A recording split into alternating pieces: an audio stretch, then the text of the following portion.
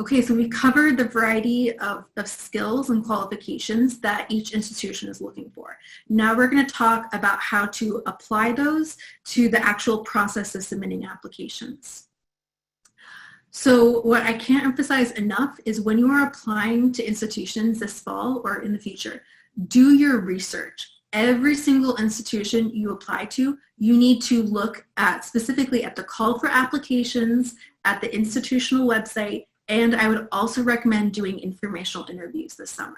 So the call for applications can have a lot of information in it at times.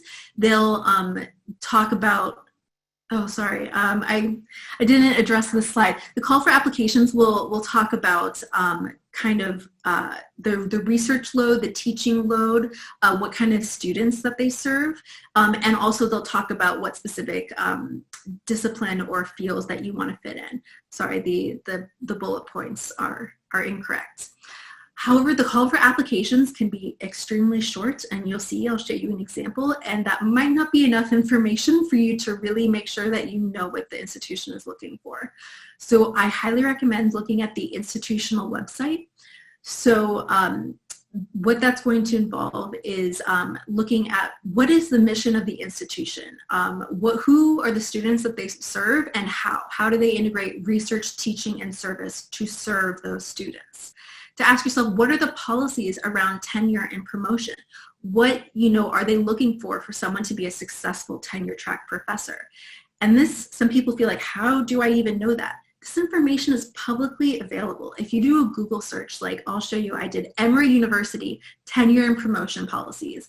It is one of the first few Google responses, and all of those have to be publicly available for the university to share with their faculty so that they know kind of what is the tenure process going to look like. And you can start looking at that now as an applicant to understand how they're going to be evaluating faculty for tenure. It's not always obvious in the application call how many courses you're going to have to teach. So a way that you can look into that is looking at the course catalog and see how many courses are offered by the department. Who is teaching what course? How often do you see someone's name coming up in a course catalog? Are they teaching 2 courses per semester or 4? And also, what are the gaps in the courses they teach? And how can your disciplinary interest fill those gaps that they have? And then lastly, you can look at the institutional website to look at the list of assistant professors to look at who has been hired recently. And their CVs are often associated, like linked to in their faculty page. And you can look at their CV and see what skills and experiences do they have from graduate school and how did they organize that in their CV.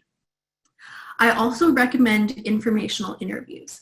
I think it's important to do these early on this summer when you're thinking about what types of institutions you apply for, because once calls for applications will come out, you might not be able to get a faculty member to agree to talk to you about working at their university or that application process. They might think that that's giving you an unfair advantage. So this summer, before the calls for applications come out from universities, think about the R, RT, and T institution types that you would apply for, and find faculty at those institutions, either through people you know at UT, your faculty or your peers, or just using LinkedIn to see who's faculty at different universities. You can message them by email. Many faculty have their email publicly available on their faculty page, or through LinkedIn. And you can ask them questions about the application process and how they demonstrated fit with a specific university.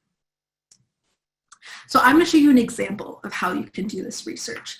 So this is a job posting from May for a tenure track professor for mathematics at Emory University. Emory is R1. You can see that the job description is pretty short.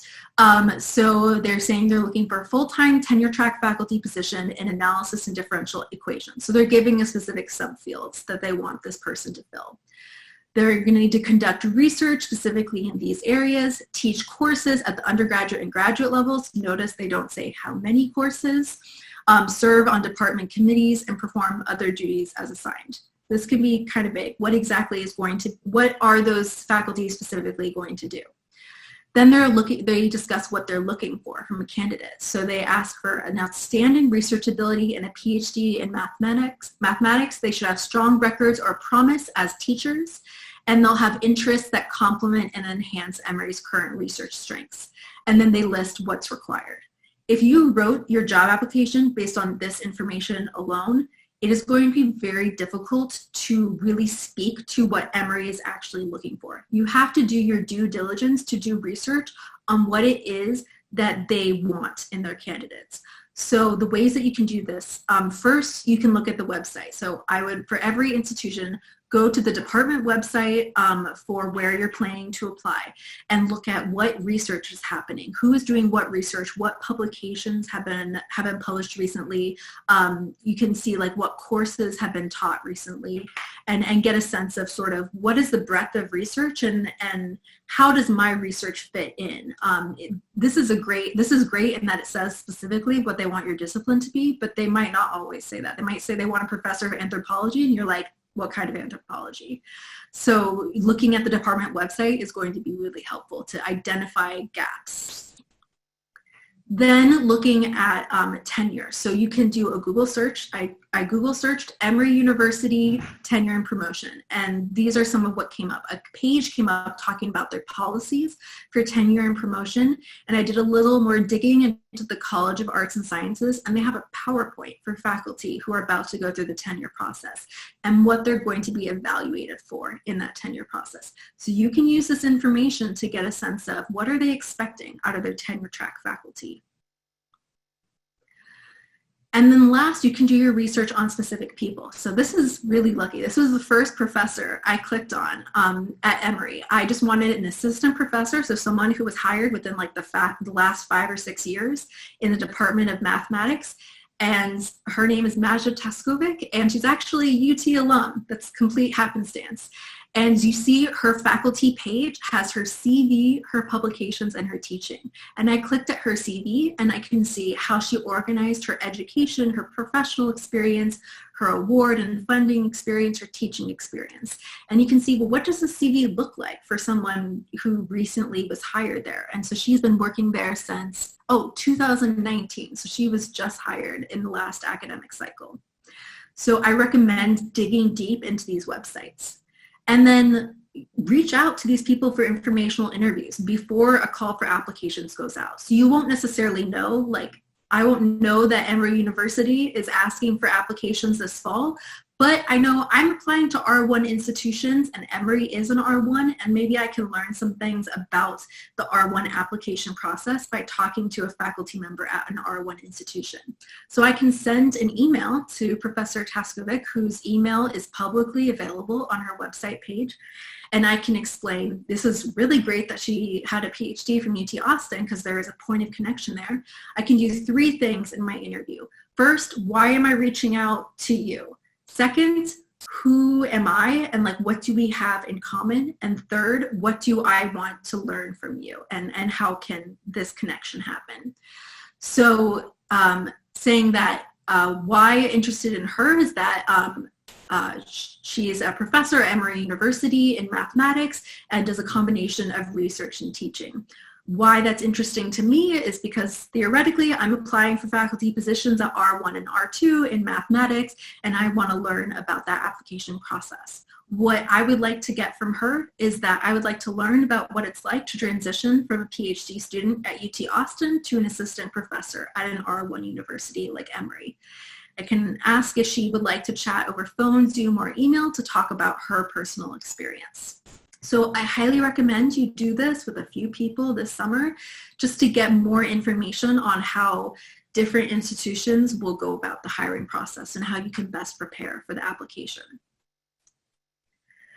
So in terms of more recommendations and anecdotes from professors on how you can understand what a university is going to expect, Christine Ormsby at Oklahoma says, our promotion and tenure documents are on the website. You can find those documents, they're public documents. You need to read them because they'll make very clear what's required by that college or department.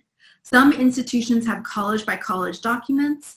Some institutions have an institutional document. Some are department by department. we have a document that broadly states our expectations of research, teaching, and service. And each department has their own documents that are more specific, like you must publish this frequently in these types of journals.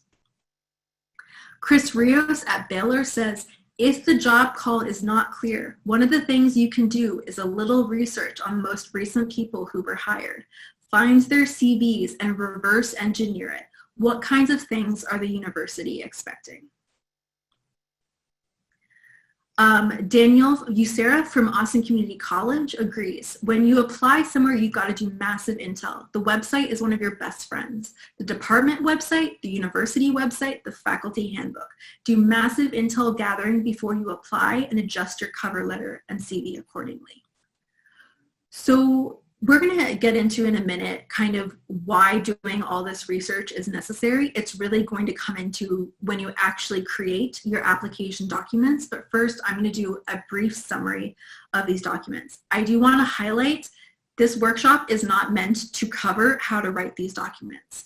These documents all have their own specific workshops that we will have later in the summer, and I'll discuss those, where you can learn specifically how to craft each document and get advice or go to an advising appointment to get specific feedback on yours. But looking at application documents, there are 3 types that are almost always requested. So first is the cover letter, sometimes referred to as the academic letter.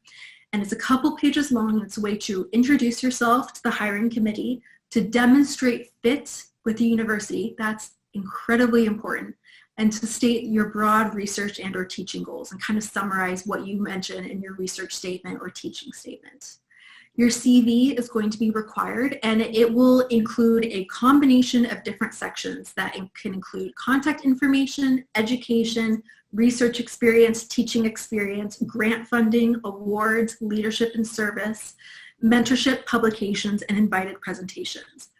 You are not going to have all those sections.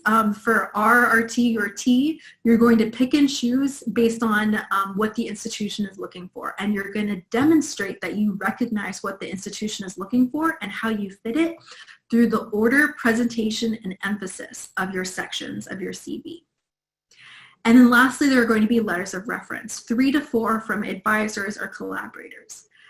It's really important that these letters are strong. One thing I hear over and over again from faculty is that weak or cool letters can kind of kill a job search. If someone does not seem enthusiastic about you and about your potential to become a professor, it's not going to go well with your job search. So really think about who you're going to ask for letters from and what they can say about you.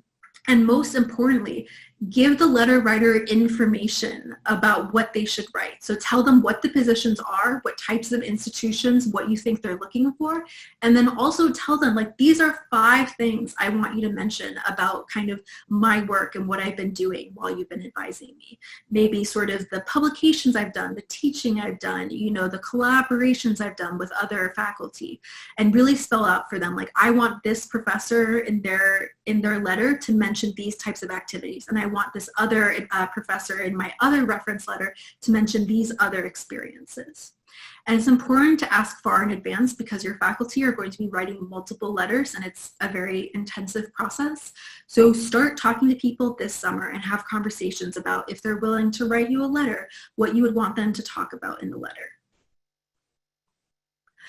These are application documents that are sometimes requested, and it depends on the institution type. And so that can include a research statement, a teaching statement, and a diversity, equity, and inclusion statement. A research statement, I'm going to put out front, we are not offering a workshop on that this year, mainly because it's very discipline specific, but if you wanted to, you could reach out for advice from faculty and peers or from us. We could do a general sort of give general feedback on it. But what they're looking for in the statement is it's a structured essay, and it's summarizing past research achievements, current work, and the future research agenda. That future research agenda is going to make up the bulk of the statement. They want you to answer what are your long-term goals for research and discuss how they are realistic in terms of time, feasible with the institutional resources, fundable by external grants, and add to the institution's research repertoire. And it's important to have a clear direction, but be incredibly realistic and not overly ambitious. What can you get done in 5 years with the average amount of funding? Then your teaching statement is going to be more of a narrative essay, and that's going to be discussing your teaching beliefs, discussing techniques and strategies you use to teach, how you evaluate learning in the classroom, and why you think those techniques and strategies are effective. It's going to be a lot more specific, and you're going to provide examples from different courses that you've TA'd or instructed. For RT institutions, you can also use the teaching statement to talk about how you mentor students in research outside of the classroom.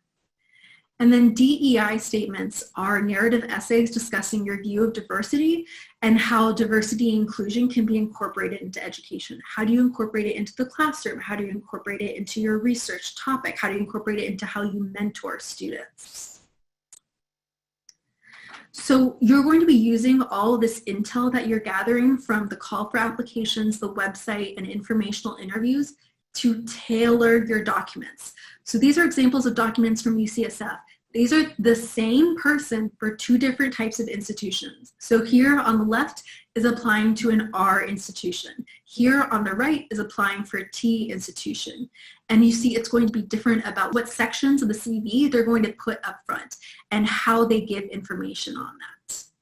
So you'll notice in the R institution, they're going to be talking about who their advisors are, what their research has done, how they've been productive, what funding have they secured, and then they're going to talk about specific grants that they've gotten.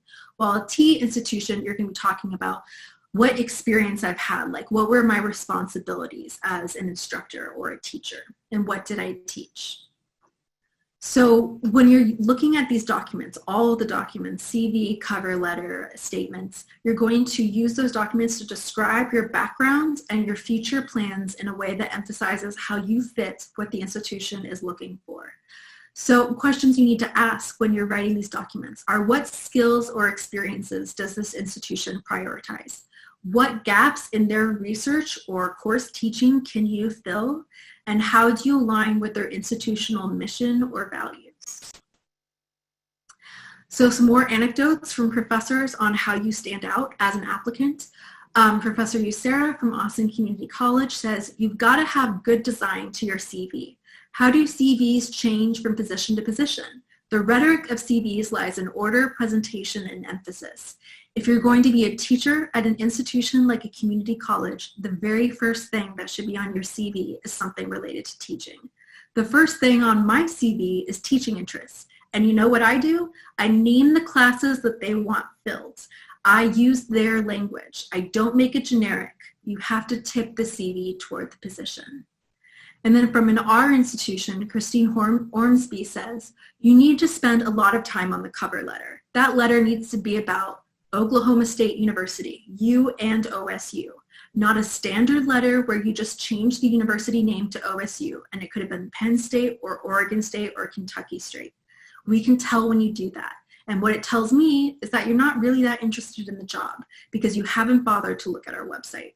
You haven't personalized it in any way, shape, or form to tell us you know who OSU is. Find out what's going on in that college or department. Reference that, how you're going to fit into that college or department.